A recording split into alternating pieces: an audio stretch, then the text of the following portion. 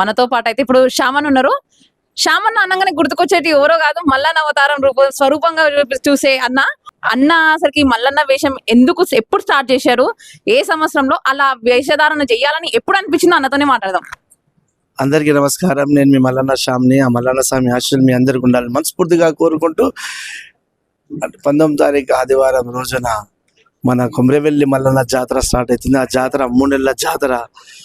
ఇంత పెద్ద జాతర ఎక్కడ ఉండదు తెలంగాణ ప్రాంతంలో. ఇటువంటి కొమ్రెవెల్లి మల్లన్న జాతర జరగడం పెద్ద విశేషంగా ఉంటుంది. బండారి తెచ్చినం భక్తితో మొక్కినం, బాధలెల్ల తీస్తావని భక్తితో గొలిచినం. శరణాలయ మల్లన్న శరణార్థయ మల్లన్న, బండారి దేవుడా కాపాడ రావయ్య, బండారి దేవుడా కరుణించరావయ్య. శరణాలయ మల్లన్న శరణార్థయ మల్లన్న. నేను మల్లన్న వేషం వేసి ఒక 23 సంవత్సరాలు అవుతుంది దాదాపుగా. చాలా మంది నాతో పాటు చాలా మంది వేసారు.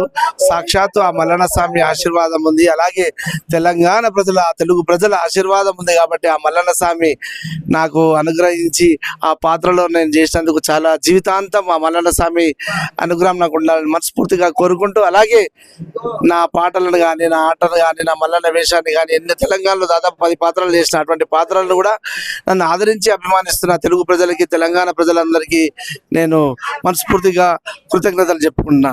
జై మల్లన్న, జై జై మల్లన్న.